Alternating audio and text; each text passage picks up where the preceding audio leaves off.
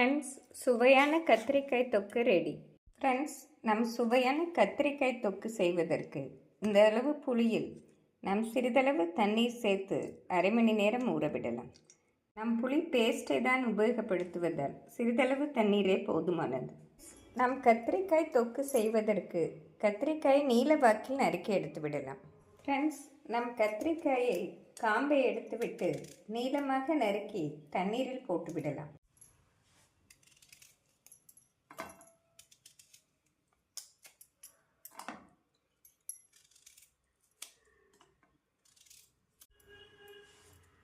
நாம் அனைத்து கத்திரிக்காயும் நறுக்கி எடுத்து விடலாம். ஃப்ரெண்ட்ஸ், இந்த அளவு நீல வாக்கில் நறுக்கிய பின் நம் கத்திரிக்காயை எண்ணெயில் வதக்கி எடுத்து விடலாம். ஃப்ரெண்ட்ஸ், கத்திரிக்காய் தொக்கு செய்வதற்கு ஒரு பெரிய வெங்காயத்தை பொடியாக நறுக்கி எடுத்து விடலாம். 6 பல் பூண்டை நாம் நறுக்கி எடுத்து விடலாம். 2 பழுத்த தக்காளியை நாம் மிக்சி ஜாரில் போட்டு அடித்தும் சேர்க்கலாம். நாம் மெலிதாக நறுக்கியும் சேர்க்கலாம். ஃப்ரெண்ட்ஸ், நம் கடாயில் எண்ணெய் ஊற்றி கத்திரிக்காயை வதக்கி எடுத்து விடலாம்.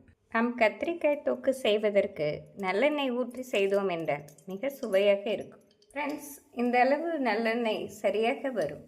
எண்ணெய் காயவும் கத்திரிக்காயை மீடியம் ஃப்ளேமில் வைத்து வதக்கி எடுத்து விடலாம். நாம் கத்திரிக்காயை சேர்த்து விடலாம்.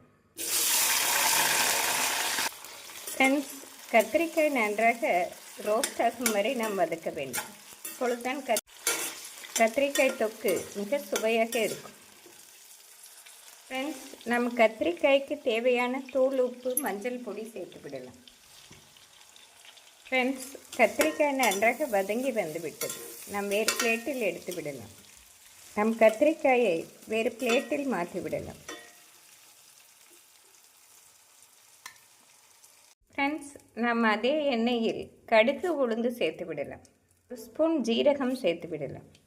ஃப்ரெண்ட்ஸ், கடுகு ஜீரகம் பொரியவும் சிறிதளவு பெருங்காயத்தூள் சேர்த்து விடலாம். நறுக்கிய வெங்காயத்தை சேர்த்து விடலாம். வெங்காயம் 1 நிமிடம் வதங்கவும் நறுக்கிய பூண்டை சேர்த்து விடலாம். ஃப்ரெண்ட்ஸ், நாம் மீடியம் ஃப்ளேமில் வைத்து வெங்காயம், பூண்டை நன்றாக வதக்க வேண்டும்.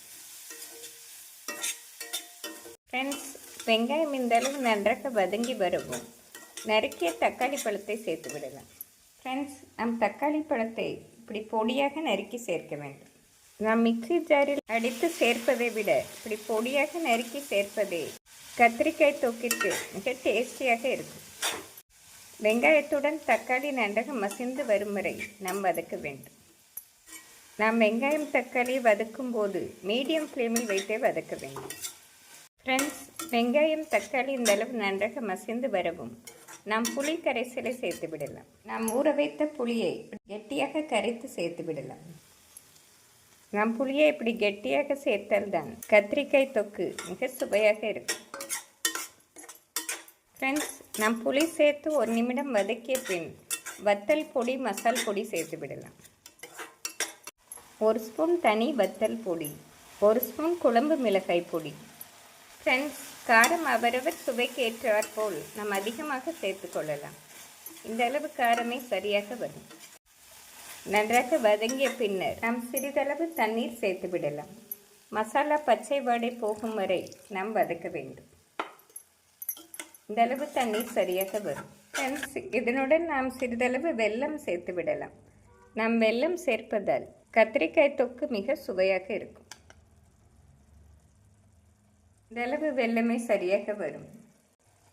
ஃப்ரெண்ட்ஸ், வெல்லம் சேர்த்து இப்படி கொதித்து வரவும் மூடி போட்டு மீடியம் ஃப்ளேமில் 2 நிமிடம் வைத்து விடலாம். நாம் மூடி போட்டு வைப்பதால் வெங்காயம், தக்காளி, மசாலா நன்றாக கூடி வந்துவிடும். ஃப்ரெண்ட்ஸ், 5 நிமிடம் ஆகிவிட்டது. தொக்கு அருமையாக ரெடியாகிவிட்டது. இந்த சமயம் நாம் கத்திரிக்காயை சேர்த்து விடலாம். நாம் கத்திரிக்காய் சேர்த்து மசாலாவுடன் ஒரு முறை நன்றாக கிளற வேண்டும். ஃப்ரெண்ட்ஸ், நம் கத்திரிக்காயை ஏற்கனவே வேக வைத்ததால் நாம் ஒரு முறை மசாலாவுடன் நன்றாக கிளறி மீடியம் ஃப்ளேமில் 2 நிமிடம் வைத்து மல்லி இலை, கருவேப்பிலை தூவி இறக்கிவிடலாம். ஃப்ரெண்ட்ஸ், தொக்கு அருமையாக ரெடியாகிவிட்டது. நாம் கருவேப்பிலை, மல்லி இலை தூவி அடுப்பை சுவிட்ச் ஆஃப் செய்து விடலாம்.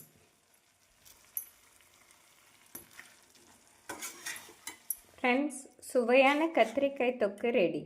நாம் வேறு பாத்திரத்தில் மாற்றிவிடலாம். ஃப்ரெண்ட்ஸ், இந்த சுவையான கத்திரிக்காய் தொக்கை நாம் சூடான சாதத்துடன் சாப்பிடும்போது மிக சுவையாக இருக்கும்.